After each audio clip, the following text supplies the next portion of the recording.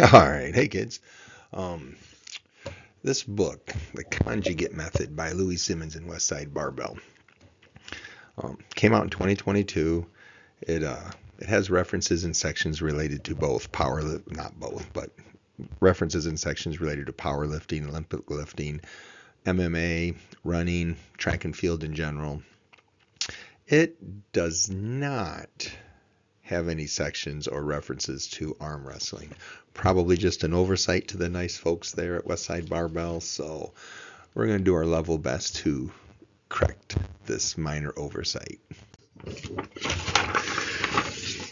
First and foremost, buy this book. Okay, you can get it from Westside Barbell. It it'll help you. It'll help you tremendously. Actually, you should probably have two copies of it because I wrote all over my first copy in pen, so it's getting harder and harder to read. I've been following and using the conjugate method since about the early 2000s, and that was all based on articles that were printed by Louis, mostly in Powerlifting USA, but in a few other publications. All those articles used to be on the Westside Barbell website, but the last time I checked, they were gone. But they have this book now, which is a little easier.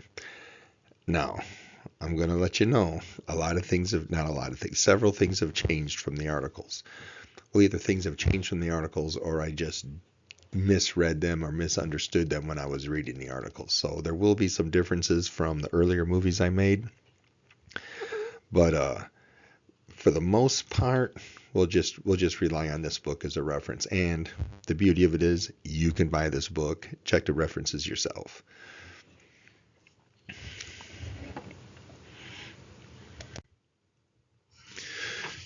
All right. So any new learning adventure, it usually starts all with a heavy dose of vocabulary and terms. This is no different. A lot of these terms are non-intuitive, so I'll point them out as we get.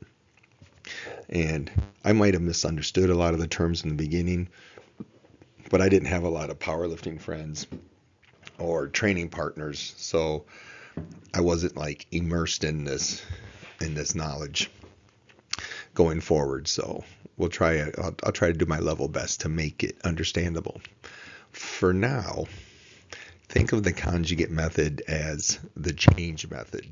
I don't think the Westside Barbell boys would like me calling it that, but what you'll see is there's a trend. You are constantly changing your exercises. You are constantly changing the volume. You are constantly changing the methods of these exercises. And it's all to defeat what Louis eventually calls accommodation. Accommodation is where you get used to lifting the same weight the same way, and then you hit plateaus or you stop improving. Okay. Right off the bat, the first two terms we'll cover, he called GPP, General Physical Preparation, and SPP, Specialized Physical Preparedness. These are terms he uses to separate his competition lifts from the training for his lifts. For us, you can think of GPP as everything you're doing in the gym. If you have a side pressure machine, if you're using a wrist wrench on a pulley machine, if you're doing hammer curls on a preacher bench, if you're using the karate belt to train your riser, those are all GPP. Specialized physical preparedness would be your practice or your table time. Okay? And if you're smart, you're using your practice to work on your weak spots and to improve your endurance. You should not spend a lot of time in practice pinning people or getting pinned.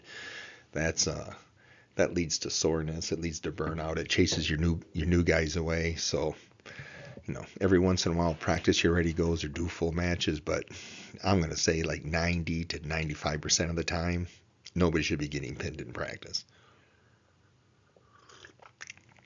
Okay, so the conjugate method started here in Rush in the Dynamo Club.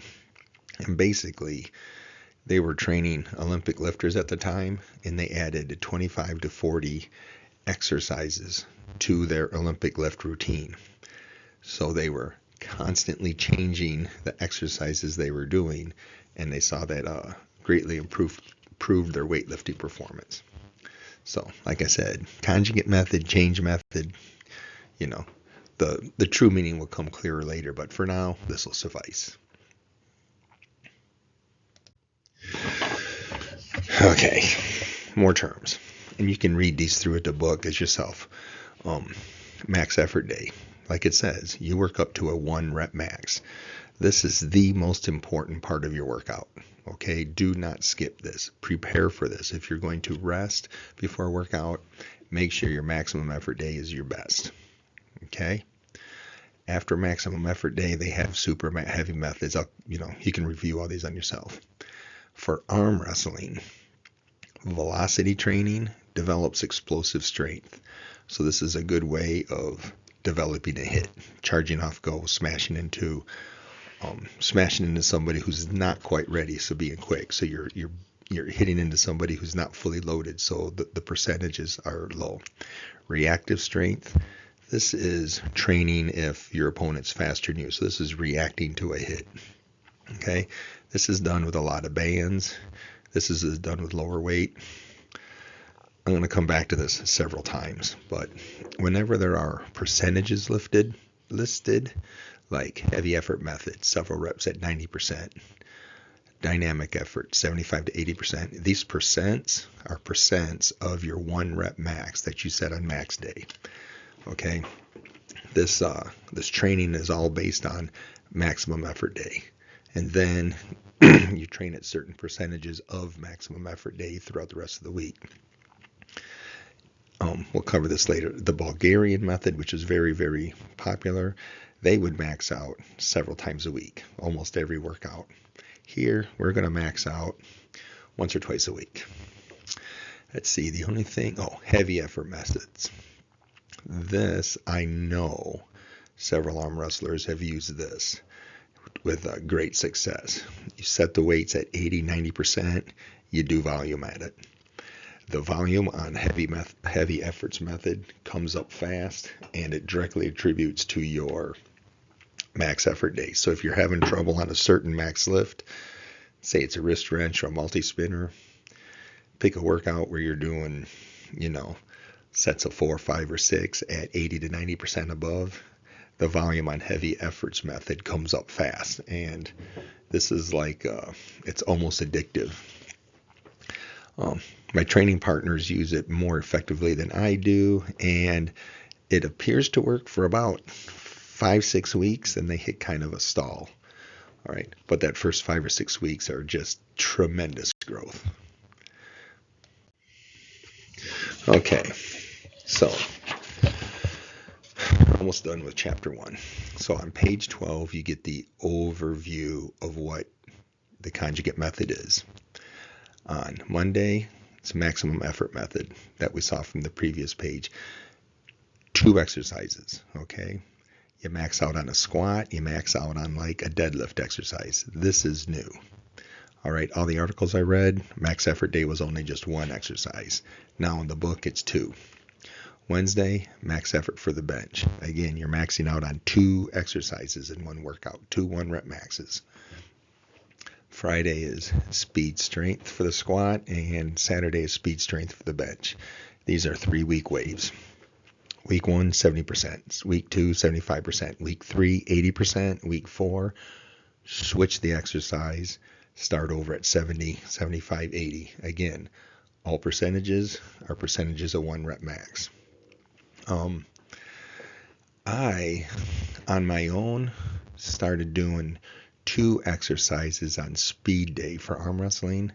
I hope in time I would have came up with a maxing out 2 exercises on max effort day, but now that I bought the book, we're going to start right now. Again, this 2 exercises on max day was not in the articles I read, so it's not in my previous videos. As a matter of fact, when I saw this is, like I said, page 12, I went back and tried to dig up those old articles to read it just to confirm. And the articles are a lot harder to find now. There's a few people on Instagram and Facebook that just have images of the old articles. So they're there, but they're really hard to find. Besides these 4 workouts, you're going to have 4 other workouts where you do small exercises. You do, like single joint type stuff. You hit your reverse hypers, you hit your triceps, you hit your calves, your glutes, your hamstrings, that sort of stuff. And jumping. I don't remember jumping being so popular in the articles. We'll come to it later.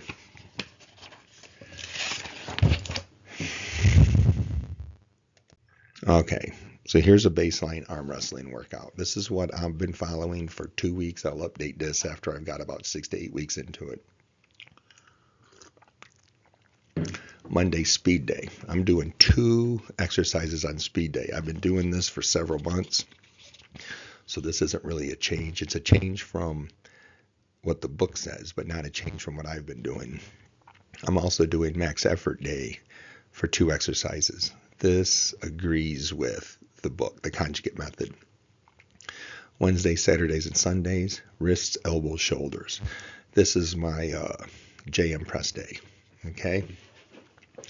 Every single workout except these afternoon ones are going to be, we'll finish with calves, elbows, abs, kettlebell swings. So I'll do those after every speed day for both arm wrestling, squats, max effort for both. Let's see. The endurance work, this will also be done in a wave. This will be on Mondays and Wednesdays. It's like 10 sets of super fat bar pull-ups.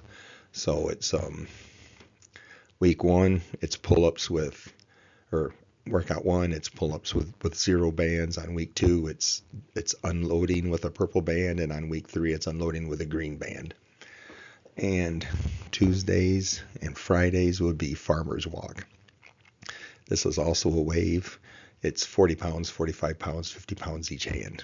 I do between 2 and 4 trips of about a quarter mile apiece. We'll throw details in here later as we go along, but for now, this is a good baseline arm wrestling workout based on the Conjugate Method. Oh, jumping. I don't know if I'm going to do any jumping. It's been a long time since I've trained my legs, and I got to tell you what, man, my knees have seen 59 birthday cakes. I don't think I'm going to do a whole lot of jumping, but we'll see, maybe in about 4 or 5 months.